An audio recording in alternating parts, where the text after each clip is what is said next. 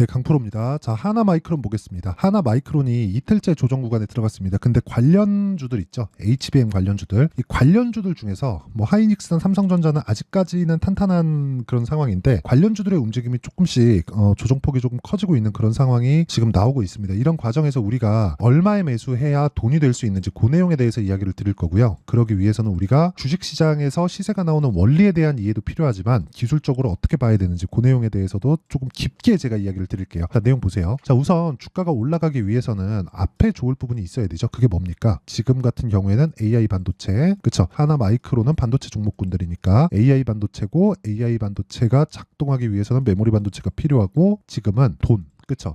예전엔 비싼 거 안 썼거든요. 비싼 거 안 썼는데 지금은 비싸도 씁니다. 비싸도 성능 잘 나오면 씁니다. 근데 그러다 보니까 문제가 생겼어요. 그 문제가 전기를 너무 많이 먹어요. 그쵸? 전기를 너무 많이 먹으니까 열이 많이 납니다. 열이 많이 나니까 지금 전력 효율에 대한 부분도 굉장히 큰 폭으로 상승을 했고요. 전기가 부족하니까 전기 관련주도 굉장히 큰 폭으로 상승을 했고요. 그리고 열이 많이 나니까 열을 잡기 위한 그런 쪽도 뭐 미국 시장에서 뭐 슈퍼마이크로 컴퓨터나 뭐 이런 쪽으로 굉장히 시세가 큰 폭으로 나고 있는 그런 상황이 됐고요. 그러니까 지금 연관되어서 AI라는 이 하나로 인해서 연관되어서 계속해서 테마가 만들어지는 거예요. 근데 그게 예전처럼 뜬구름 잡는 이야기가 아니라 지금 실제 벌어지고 있는 내용입니다. 지금 실제로요. 미국에서 전기가 부족하다는 내용이 계속해서 나오고 있고 변압기 관련주들이 거의 뭐 난리를 치고 있죠. 그런 상황도 있고 그리고 열이 너무 많이 발생하니까 그렇죠. 전기가 부족하다는 건 전기를 있는 대로 다 끌어다 쓴다는 건데 전기를 많이 쓰면 열이 많이 날 수밖에 없고 그렇다 보니까 냉각을 해야 돼요. 냉각하는데도 전기가 필요합니다. 그렇죠? 그렇다 보니까 지금 효율을 높이는 그렇죠? 이쪽에 대한 유지비를 낮추기 위해서는 자체적으로 비싼 기술을 사용하더라도 효율이 높아지는 그런 쪽으로 가고 있어요. 그런 중에 하나가 유리기판 이쪽이라고 보시면 되고 하나마이크론은 원초적인 내용입니다. 삼성전자의 한미반도체라고 보시면 돼요.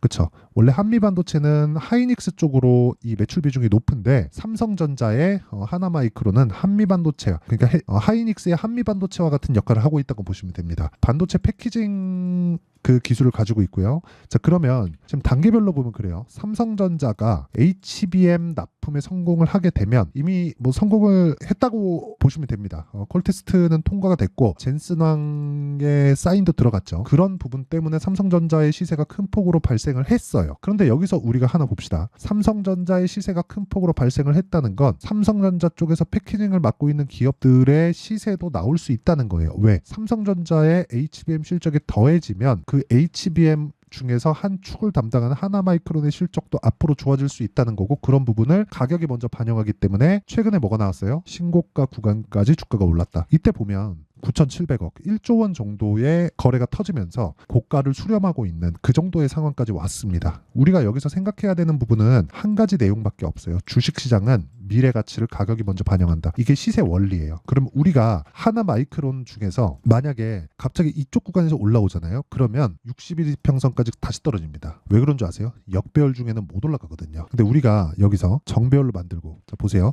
올라갔다 다시 떨어졌죠. 그러면 20일 평균치에 대한 가격대가 높아지죠. 그러면 높아지면 높아질수록 21일 평선의 기울기는 높아질 수밖에 없고 그러면서 61평에 대한 돌파 구간이 생기고 그리고 고가 돌파 구간까지 지금 올라와 있는 상태다. 그럼 지금 무슨 상황이에요?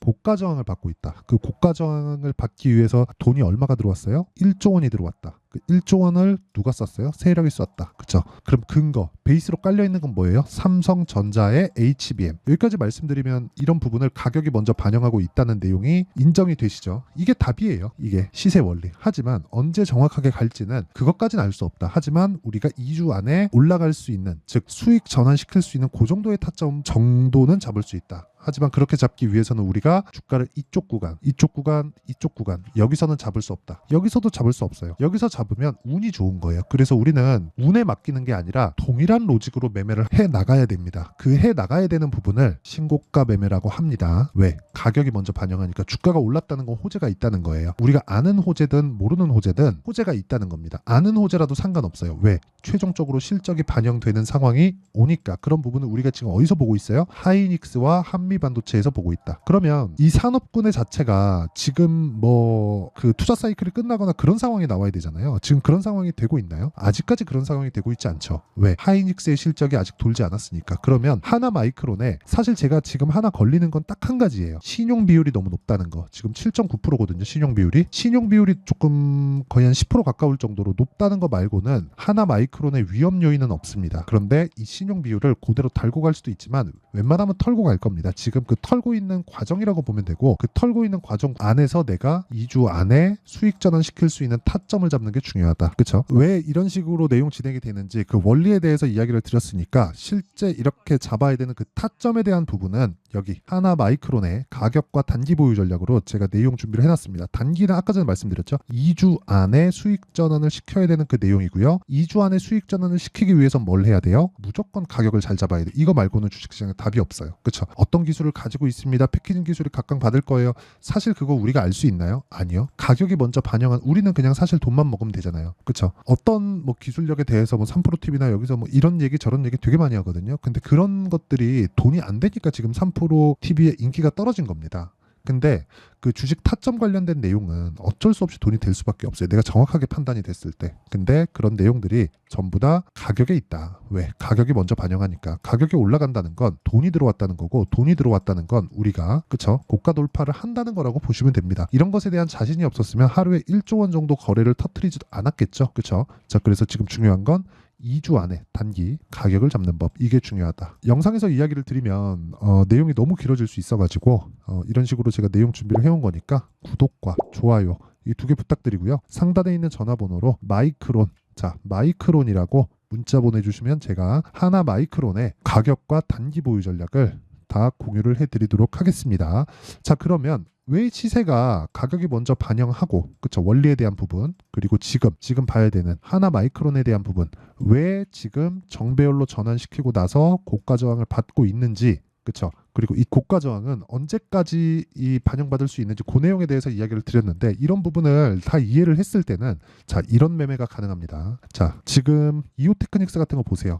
뭐 중간중간 손절하고 있는 그런 부분도 있지만 내가 매도한 것보다 올라갔을 때 계속해서 매매를 하고 있죠. 뭐 매도하고 다시 매수하는 것도 싸게 살라고 하지 않는다. 가격이 먼저 올라가니까. 근데 다 어떤 종목이에요? 신고가 종목이다. 자, 이거는 지금 매매가 지금 아직 안 끝난 종목이니까 이렇게 보여드리는 건데, 예를 들어서 뭐 끝난 종목 같은 경우에는 자람 테크놀로지 같은 거 보세요. 75% 며칠 걸렸죠? 3일 걸렸죠. 근데 돌파 구간에 공략했죠. 이렇게 공략을 해야 된다는 거고, 뭐 DI나 그런 종목을 보더라도 DI 같은 경우에 보세요. 매도했죠? 그쵸? 몇 프로? 26%. 그 전에 뭐 18%, 22% 전부 다 3월 달입니다. 근데 다 돌파 구간이에요. 이렇게 매매를 하지 않으면 주식시장에서 돈을 벌 수 없다. 왜? 가격이 먼저 반영하니까. 한두 번 뭐 내가 뭐 이쪽 구간 잡았는데 주가가 급등하고 이런 부분이 발생할 수 있겠죠. 근데 이런 부분을 유지할 수 있을까요? 이게 안 된단 말이에요. 근데 가격에 대한 이해가 되었을 때만 이런 매매가 가능하고요.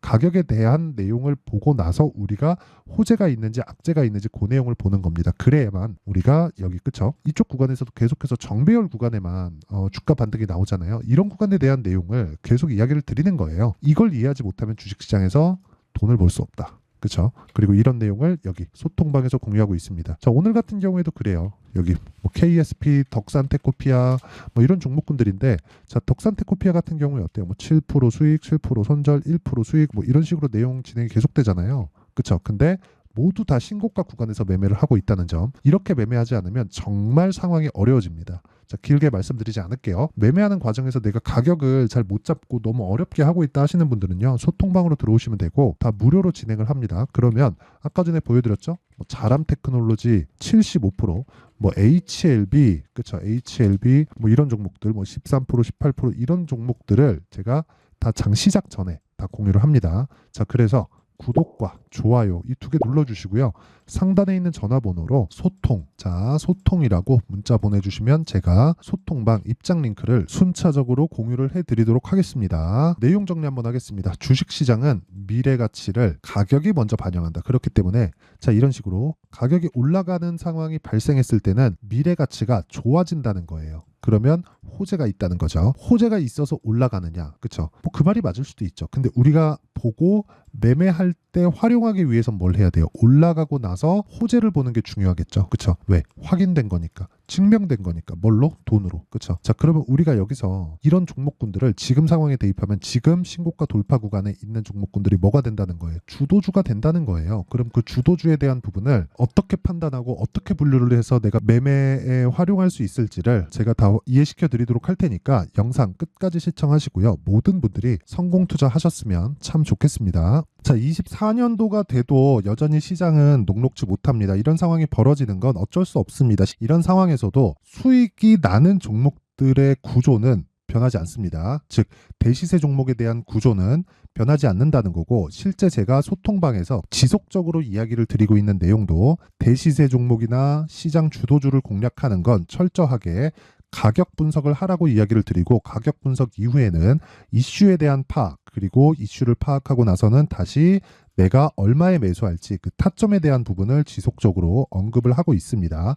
자, 근데 생각해 보세요. 1월 달에 시장이 굉장히 어려웠습니다. 어려운 상황에서의 어떤 종목들이 강했냐 보면 반도체와 그리고 바이오입니다. 자, 실제 여기 보면요. HLB에 제가 실제 매매한 내용을 띄워놓고 보여드리고 있는데 1월 22일부터 매매를 시작해서 4일 동안 31%의 수익 마감이 됐고요. 그리고 여전히 신고가 종목입니다. 자, 그리고 그 다음 어보브 반도체, 이름을 보시다시피 반도체 종목이죠. 그리고 AI 반도체는 지속적으로 강세를 보이고 있습니다. 이 종목도 신고가를 먼저 달성한 이후에 제가 21%의 단기간에 21%의 큰 수익을 내고 마감이 됐습니다. 다시 재공략을 준비하고 있고, 이런 부분은 소통방에서 다 공유를 해드립니다. 자, 그리고 그 다음 코세스. 자, 코세스 같은 종목도 당연히 그쵸, 신고가 종목이고요. 그리고 반도체 종목입니다. 이 종목도 영업일 기준에서 이틀 동안 대략 한 15%의 수익 마감이 됐습니다. 내용을 한번 보시면 어떻습니까? HLB를 포함해서 뭐 30%, 20%, 뭐 15% 이런 식의 수익이 지속적으로 발생하고 있는데, 이 세 종목 모두 다 신고가 종목이고 1월 달에 시장이 약세를 보이고 있는 구간에서도 강했었던 그런 종목입니다. 특징점이 하나 있는데 그 이슈에 앞서서 가격이 먼저 반영했다는 거죠. 자, 근데 그게 기업 밸류업 프로그램이라고 하죠. 그 종목들도 마찬가지입니다. 오늘은 그 부분에 대해서 이야기를 드릴 텐데, 그렇게 제가 가격을 먼저 보고 이슈에 대해서 파악하는 이유는 결과적으로는 큰 시세를 먹기 위한 사전 준비 작업입니다. 실제로 큰 시세를 먹기 위해서 사전 준비 작업을 했을 때 여기 레인보우 로보틱스 127%, 그리고 ISC 98%, 그리고 한미반도체 97%의 큰 수익을 내는 상황을 만들 수 있습니다. 어떤 식으로 소통방에서 진행됐는지, 그쵸? 그 상황을 제가 이야기를 드린 건데, 이런 상황도요, 당연히 신고가를 공략했을 때 가능한 겁니다. 자, 그러면 이번에도 마찬가지입니다. 그쵸? 정부 주도의 코리아 디스카운트 해소 방안이 2월 달에 발표를 하고요. 그리고 2월 달에 발표된 내용을 토대로 주가가 움직이는 게 아니라 이미 움직인 내용이 있죠. 실제 이 내용은 크게 중요한 게 아니라는 겁니다. 실제 움직인 내용을 보면, 자, 기아차입니다. 실제로 12월 달에 신고가를 만들어 놓고 정부에서 입김을 불어 넣으니까 순식간에 기아차를 포함해서 현대차 같은 거대 기업들의 주가가 2주도 채 되지 않아서 40% 정도의 큰 시세를 냅니다. 자, 그러면 우리는 어떤 종목을 봐야 될까요? 이슈를 파악해야 되는 것도 맞지만 철저하게 가격에 맞춰서 매매를 해야 되는 게 당연히 중요합니다. 정부가 주도하는 정책 방향이 있겠죠. 그 방향에 맞춰서 우리가 종목을 찾을 필요가 있다. 자, 그러면 답이 나왔습니다. 정부가 주도하는 방향에 맞춰서 제2의 기아차를 찾는 게 지금은 중요하다. 근데 정부 정책의 방향에 맞게 가자. 그랬을 때 앞서서 제가 보여드렸었던 내용인 여기 레인보우 로보틱스 127%, 그리고 ISC 98%, 그리고 한미반도체 97%와 같은 수익을 낼 수 있습니다. 물론 시간에 대한 부분은 최소 2주의 시간이 필요하고요. 그리고 최장 3개월 안에 끝내야 됩니다. 자, 기아차의 시세를 보셨던 것과 같이 2월 달에 정부 정책의 방향이 결정되고요. 바로 3월 달이면 시행입니다. 자, 그러면 우리는 거기에 맞춰서 당연히 종목을 찾아야 되고, 제가 제2의 기아차를 찾아놨습니다. 제가 아까 전에 소통방에서 이야기를 드렸었던 내용 다 공개를 해드렸는데, 그 내용처럼 종목만 받고 싶다 하시는 분들은요, 상단에 있는 제 전화번호로 대시세 자, 대시세라고 문자를 보내주시면 정부 정책의 방향에 맞는 종목을 모든 분들에게 무료로 공개를 해드리도록 하겠습니다. 자, 제가 원하는 건 채널 성장이 목적입니다. 자, 그래서 구독과 좋아요 꼭 좀 부탁드리고요. 모든 분들이 정부 정책에 맞는 방향으로 매매를 이어가서 큰 수익 보셨으면 좋겠습니다.